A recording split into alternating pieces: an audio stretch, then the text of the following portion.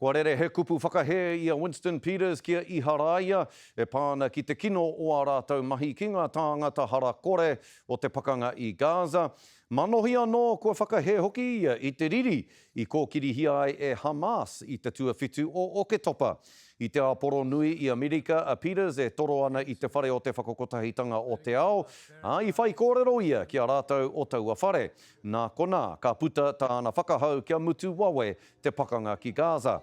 Waihoki e whakahau ana ia Iharaia kia ki ngā ture o te ao. Kua kaha tono mai te hunga kai reira, kia hau nei, kia tuku atu rā, o rātou nei GoFundMe, nā te mea ko tō rātou nei hiahia kia puta atu i ngā kēti o Rafah, koe nā te wāhi kia puta atu ki Egypt. Nā reira kei te kaha koi pūtea, ko te utu kia haere ki tērā wāhi he 5,000,000 te utu mo te kotahi tangata. Hei tā, tērā māngai a te pakanga o Ngāti Kahungunu, hei tā o tāne huata. Hakoa te karanga a te whakakotahitanga o te ao, kia tukua iho ngā rākau o te riri, kāre anō tērā karanga kia whai hua, e mutu tūturu ai te riri.